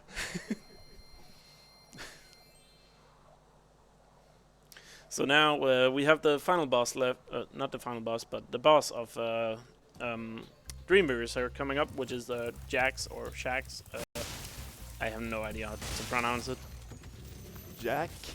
I don't think you I say think it's the S. yeah, I think it's a French name, so you're not Yeah. supposed to say the S. Duck. Maybe a French runner can let me know after the run is over. If there's any French people here, feel free I know to there correct are. us. They're very proud when they're here of being French. They're everywhere. I'm surprised we haven't seen more flags. Yeah, there was a lot of ESA somewhere. We haven't seen a lot here. So if you're coming to Summit, bring a flag, guys, from your home country. Show some nationality I'm ashamed. of being Norwegian. Yes. Lol. No. No. Norway pride, all the way. Yeah. I probably shouldn't say this, but it's better than Sweden. That's all right. England is kind of a bit more of a muted apology at the moment. I'm getting kicked out of Sweden. It was nice knowing you guys. But I'm Danish. I'm like born to like hate on Sweden, and I know they hate on Denmark too, or just ignore us. And we're just friendly. Yeah. No, we just want to be friends with everybody. Anyway, this is a Shaxx level, by the way. This is one of the really tough, hard platforming levels. I know I make it look easy, but trust me, I've practiced this a lot. Normally I'm supposed to stay on the platform, and you can charge into them. If you jump immediately when you land your charge, you can jump off the platforms immediately again. It takes a little bit of getting used to, but that's how you do it. As soon as you land, if you charge jump immediately, you can chain together those platforms. But definitely is something you would need to practice. And this is Shaxx, by the way. This is the boss. He normally attacks you, throwing presents at you. Like here's a gift, right, Robo? I mean, always throwing them gifts. Yeah. But when you just run straight at him, he just doesn't have time to. Well, he didn't have time to wrap it. Yeah, I don't think. Maybe he didn't have time to wrap it. Yeah. Well, you usually don't either, right, Robo? Well, I'm a speedrun throwing the gifts. Yeah. Obviously, these guys aren't speedrunners, so they're not going to wrap the. They're not going to wait to wrap the gifts. They're just going to. Nope. Messed up there. I was supposed to be on top of the platform for that one.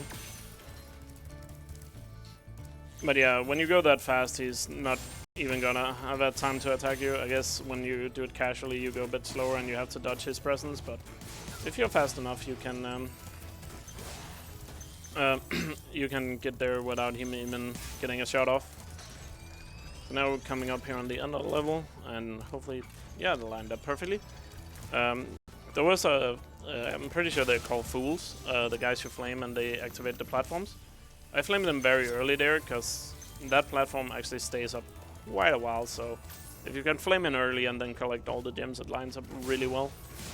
Well, that last one there, that one is actually a lot easier because you can flame on R2 in this game, which you can do in the originals.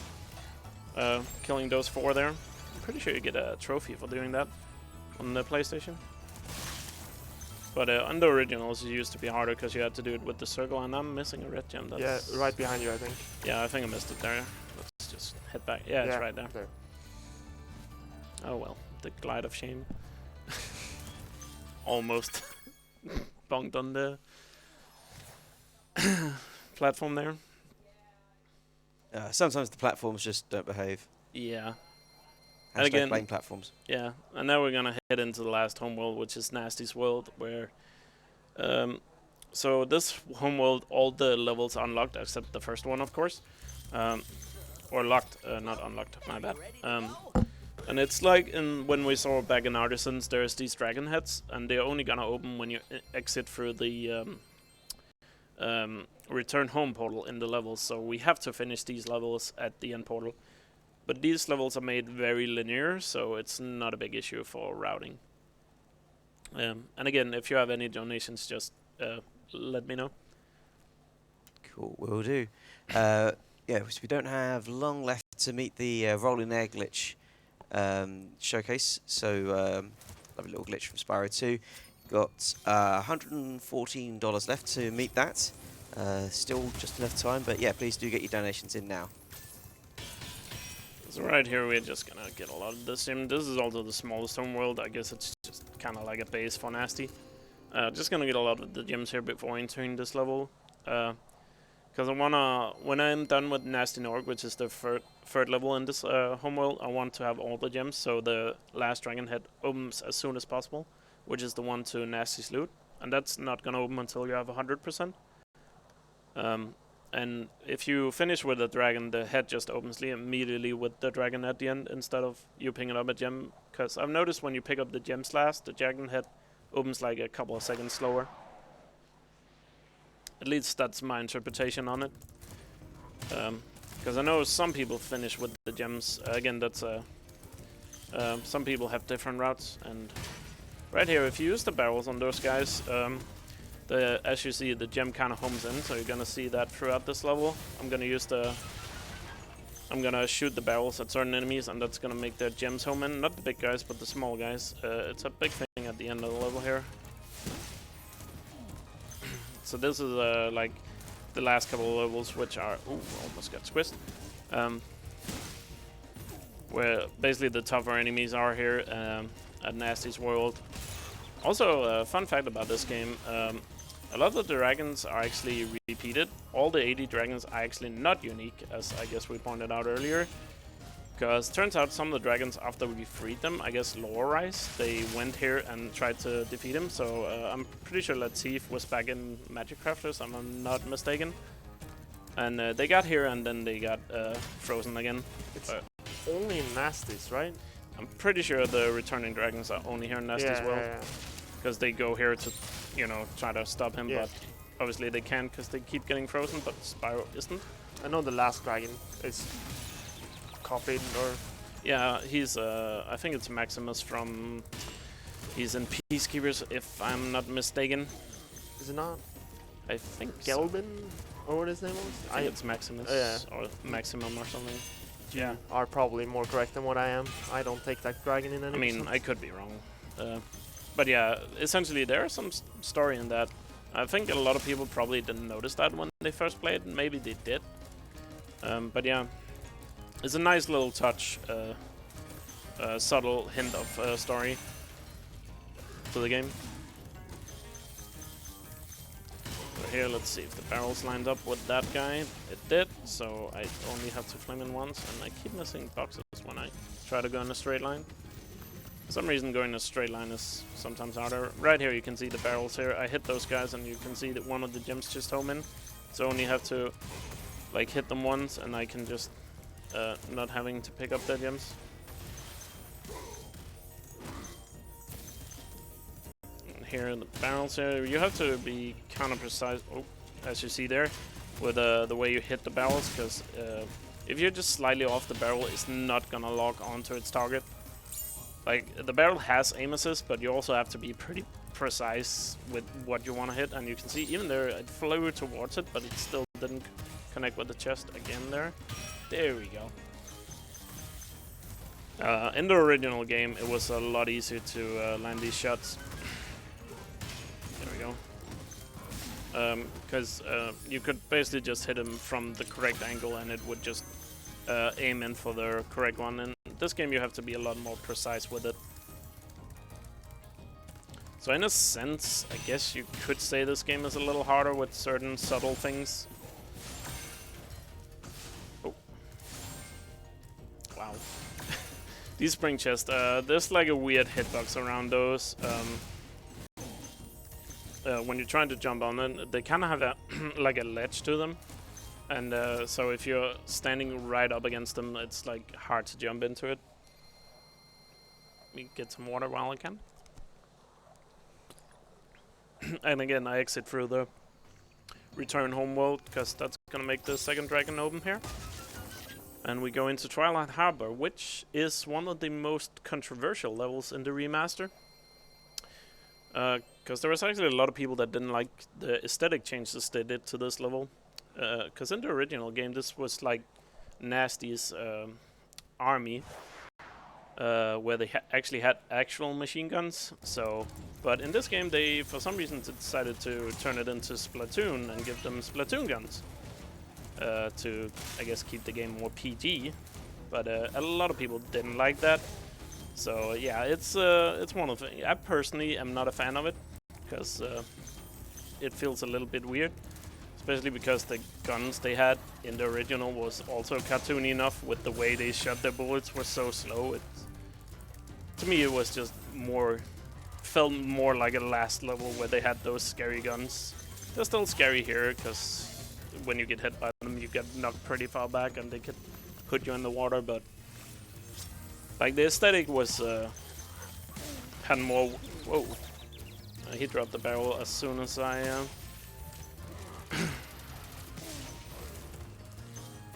As soon as I flamed him there, so I still got hit by it. But yeah, it takes away the feel of this level, I would say.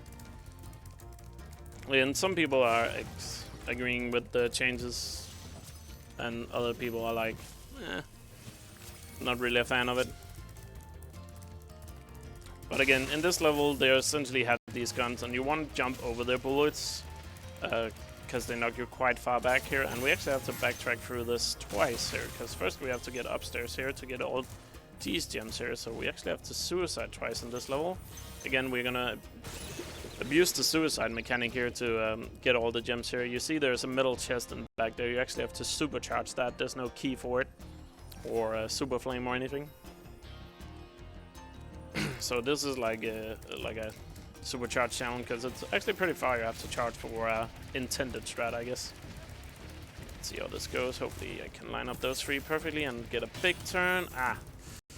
If I've gotten a bigger turn there, I could have kept the supercharge after hitting the chest there and supercharged into the water and basically speedrun the suicide. But I slowed down there because of the bong. But you want to take as big of a turn as possible to keep the supercharge into the suicide, just to save a couple of frames. But it's not easy, but sometimes you'd like to do hard stuff to save frames, especially when you don't really lose time to doing it. Again, they're jumping over their bullets, because trust me, if you have played this level, you know that when you get hit here, you can get comboed very easily and just get hit over and over like that. That wasn't really a combo. I managed to get back before. So these last two here can be scary. Okay, we got it. Seen a couple of runs die here for sure. Yeah. Especially in any percent when you don't have to get the gems and I think you're supercharging through the end. Yeah, and it's very easy to get hit by the machine Splatoon guns. Yeah, you have to be very careful there. So now we have 2 levels left, and of course this one is Nasty Nork, which is the final boss of the game. But he's not really that big of a boss, because he doesn't really attack you at all. He just runs. He just runs away. Yeah, he just runs away as soon as he loses the high ground, which is obviously the strategically best move. When you don't have the high ground, run away.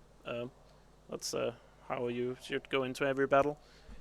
I definitely jump towards it. Just you can always win low ground battles. Star Wars proved that. Yeah, I mean, Kragon did it in the first movie. Obi did, yeah. Obi. Oh yeah, it was Obi. Yeah. Sorry, Star Wars lore is a little off. That's fine. I missed a gem. Again, the sensors are tickling, because I know how many gems I'm supposed to have.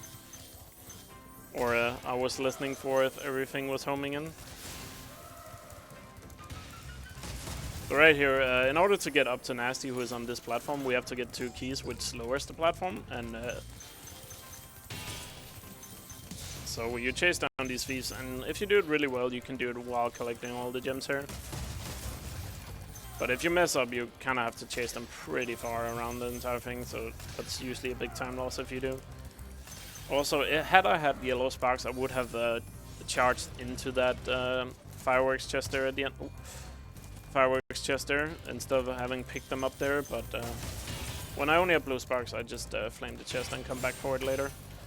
So right here, I have to be really quick. So there's a cycle here with Nasty Nork. We want to hit... Excuse me.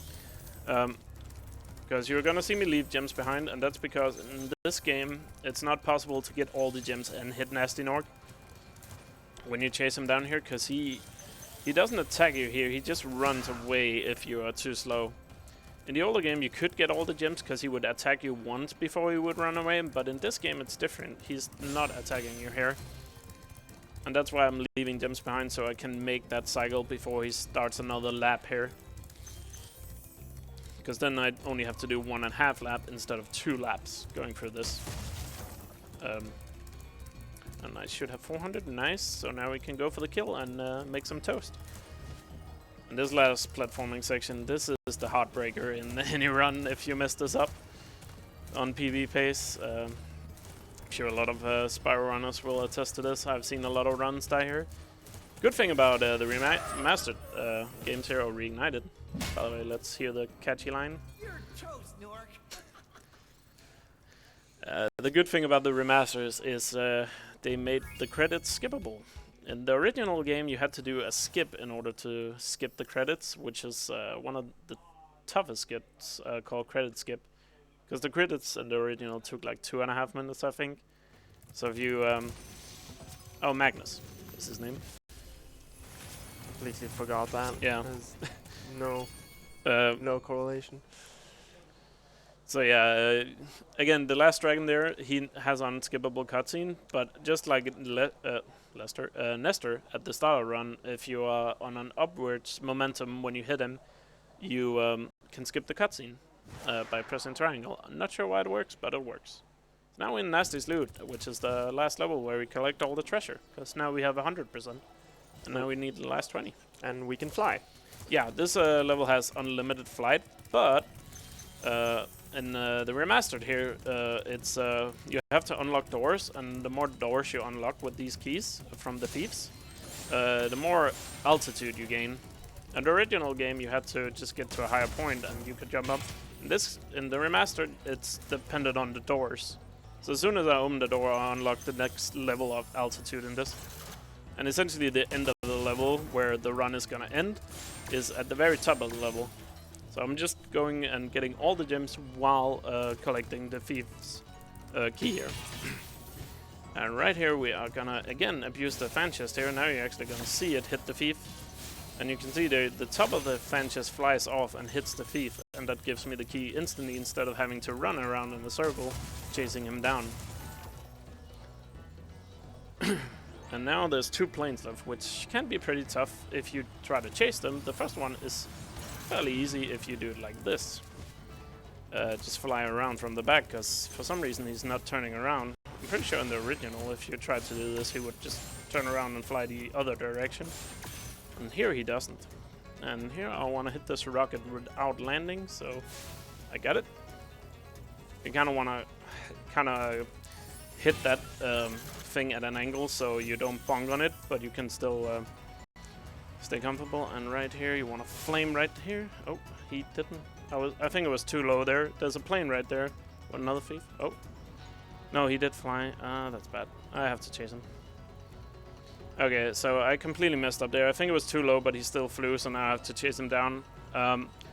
If you do it correctly there, you can flame him while he drops down, but I think it was too low, and therefore he went the other way around instead of going the normal way. If I had been at the right height, which is aligned with one of the lines that are on the wall next to me there, I could have gotten him earlier. And he is really... There we go. Yeah. Unfortunately, he rubber bands a lot, so when you chase him down, you can't really get him early. But yeah, that's one of the last possible time losses in the run, is messing up that strat there. You have to be like at the perfect altitude and then flame as soon as you come around the corner, and then you can hit the thief while he flies down. Oh, I did not get that one. Maybe I did. Didn't seem like it. At least we checked. No, you didn't. Yeah. I didn't? Okay. Yeah, no, you didn't. You So now we just need the last gems here, and then we'll be at 120% and at the end of the run. And right here at the end, everybody's favorite room to celebrate you completed the game. I remember 20 years ago, this was the first game I ever owned myself and the first game I ever completed. So here we are 20 years later and have done it again in under 2 hours. So yeah, as soon as it fades to black here, it's gonna be time. Time.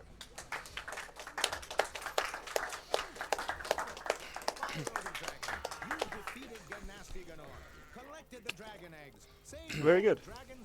Yeah, that was pretty decent. Messed up a couple of things here and there, but still fine with the run. I think I showed off everything pretty well. So yeah, that's 120%. We're just gonna let the cutscene in here, and I guess just for good measure, we can show the in-game time. Game is timed in-game time currently. Currently, we're working on load remover because unfortunately the in-game timer for this game is sometimes inaccurate, which is not good when you're trying to add accurate leaderboards. But for now we do in-game time, but some very nice guys in the community are working on a load remover for the game. So that's going to be nice when that comes out, so we can have 100% accurate leaderboard. So we are just going to pause the game as soon as we're out of here. There we go, 119.30, so Sub 120. Still 120. It's a good run. Yeah, I would say so. The record right now, I think Chris LBC has a 1:11.55 in game time, which is really good. But he's a beast at this game, Chris LBC. But he's been running Spyro for like multiple years compared to me. So Years of the originals. Yeah. yeah. So shoutouts to him. He's a lot of skill and talent, and everybody else in the community. There's lots of guys. Game has been quite popular since it came out. So. And if you're interested in, I would say, very easy to learn speedrun, Spyro is definitely it. If you're interested in learning it, I mean, you can pretty much learn it just by watching a run. I also recommend you join the Spyro community Discord. You can find it on speedrun.com under any of the Spyro games.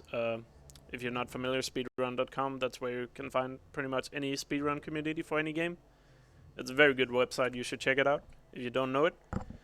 And yeah, find the Discord server there, join it, and there'll be plenty of people to help you out. And Spyro 2 and Spyro 3 are a little bit more glitchy if you're more into that rather than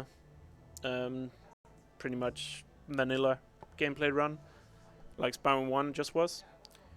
And yeah, did we meet the donation incentive for Spyro 2? Going to do a final refresh, but Yeah. no, we did not, I'm afraid. Oh, okay. So $88 off in the end. Oh, okay.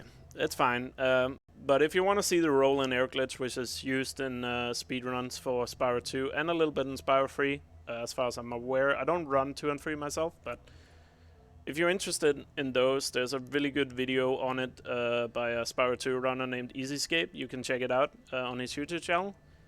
And that shows off the glitch perfectly. And yeah, if you're more into the glitchy runs, definitely check out Spyro 2 and 3 of the remaster. On that, I don't really have much more to say, so hopefully you guys enjoy the rest of ESA, and yeah. And I guess Merkas and I will be back in about, I don't know, 12 hours, I think. 15 hours? I don't know what Yeah. that is. 15 hours? Yeah. Yeah, and 12, I'm pretty sure it's 12 hours. Merkas here is going to be running Crash 3 of the Insane Trilogy, the remastered Crash games. And so if you want to watch that, be back here in 12 hours. On that, enjoy the rest of ESA. Thanks for having us. Thanks for the run, guys.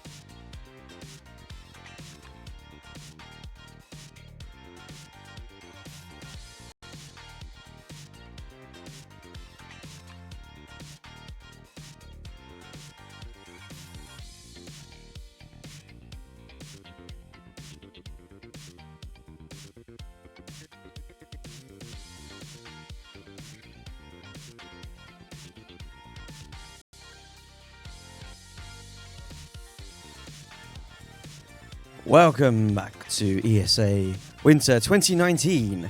I'm Robo Sparkle, having been bullied onto the hosting station by Stacey. I feel a bit bullied. I don't know about That's you. not true. You've bullied me out of that. Completely bullied. Really? That's by not Stacey. true. I'm sitting Feels right bad, next man. to you. Feels so very bad, man. Oh my god. I can't even. You have bullied How me. do you feel? Have you recovered after the bullying before? That I don't know. I don't know where I am. I don't know what's going on anymore. Oh man. I mean, you've just watched a fantastic run of the Spyro the Dragon remastery from the Spyro Reignited Trilogy. Yeah, I think great run. Underestimated, quite entertaining. Learned a bit about dragons as well. So yeah, thanks very much for the run. Coming up next, we have the Iconoclasts All Bosses Relaxed run by Perkism. So yeah, that's got a couple of donation incentives, donation bidding wars behind it. First of all, whether or not to hug Dad. Currently, we are hugging Dad, although that's only $15 a head. So if you hate hugs, You I were don't making like the like complete Stacey, opposite point. if like Stacey you hate hugs, then you can donate to not to hug the dad. No, don't put me in there. Is that not true? I didn't say I hate hugs. I've told you that. Don't If you despise listen? hugs like Stacey, Oh my god. despise a better word? I think it's a better word. Oh Yeah. my god, Yeah. these people. Just I am listen to them. a big supporter of hugs. Well, that's kind of cute though. I enjoy a good hug. Yeah. That was a good hug. And seems so do our viewers, because yeah, Hug Dad is definitely winning. So Exactly. if for whatever reason you are not a fan of hugs, then I mean you can still snipe that. Oh. I don't know exactly at what point Oh. in the run we will be hugging Dad or not, but Mhm. yeah. But hug champ, guys. Oh, it's end game, so you've got quite a Oh. while. It should, because this is a Yeah. 2 hour and 25-minute run. So It's a long time to have that hug debate. Speaking of hug debates, it looks like we might have a resolution for our earlier debate. It turns out that ghosts can feel hugs. It's confirmed by How much? How $5 $5? donations. Oh, that's Yeah. Mark's $5. Okay, that doesn't count. You've apparently, donated that. not a single person in the world Not a single disagrees. person. Not in the even world. Stacey. No, not even Stacey. She's clearly had her opinion swayed by the infallible logic of No. those $5. No, you've donated that. That doesn't count. That's cheating. No, that 100% That's counts, cheating. because you know what? You could have donated No, $5 that's too. cheating. You are the interested party. No. Yes. No, I feel like you should be interested in hugs if you want to hug. I mean, if I'm you're interested, having a but hug, not with you anymore. Okay. if you're having a hug and you're not interested in it, then You're not my favorite person anymore. You just lost Oh. that Oh, I title. wasn't. okay. You Are you- see this bullying. You see this bullying over Oh. here. I'm bullying. I'm a sweet, delicate flower. How dare you? Yes, ma'am.